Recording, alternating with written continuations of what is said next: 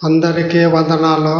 అక్క భూస్థాపన కార్యక్రమానికి వచ్చిన ప్రజలందరిని బట్టి కూడా యేసునామమున మీ కుటుంబాలను దీవించి ఆశీర్వదించును గాక. మన సరోజమ్మ అక్క కుటుంబంతో పరిచయము మాకు దాదాపు 40 సంవత్సరాలు దాటిపోయింది.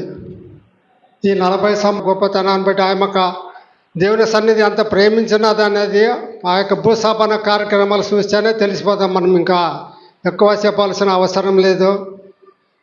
ఆమె ఇంకా ఒక విషయం, మరి పరిసరలో కూడా ఆమె నాకు ఎంతగానో ప్రోత్సహించి ఆ రోజు ఆ వారం ఎవరైనా వాడుకోకపోతే కానీ మరుసటి వారమే వాళ్ళని గద్దించి చాలా చెప్పేది, అన్నను వాడుకోనాలా మీరు ఖచ్చితంగా. ముఖ్యంగా ఇంకొక విషయం, మనకి సమయం లేదు కానీ ఎక్కువ మనం చెప్పుకుంటే ఏం లేదు. ఆమె భూస్థాపన కార్యక్రమాన్ని బట్టే దేవుడు ఎంతగానో ఆమెను హెచ్చించినాడు అనే విషయం మనం అందరూ తెలుసుకోవచ్చు. ఈరోజు మరి ఈ యొక్క డ్రెస్ నేను వేసుకున్నానంటే అక్క యొక్క ప్రోద్బలం వల్లనే నాకు బట్టలు పంపించినదన్నా, నీకు వయసు అయిపోయినది కదా, అక్క నా మీద ఎంత ప్రేమ చూపేదంటే ఈ రకంగా బట్టలు కుట్టుకొచ్చుకో అని నన్ను ఎంతగానో ప్రేమించినది అక్క. 40 సంవత్సరాల నుంచి ఆమె కుటుంబంతో నాకు ఎంతగానో ప్రేమ సమాధానం చూపి నన్ను ఎంతగానో ప్రోత్సాహపరిచే ఎంతగానో సలహాలు ఇచ్చిన ఆమె.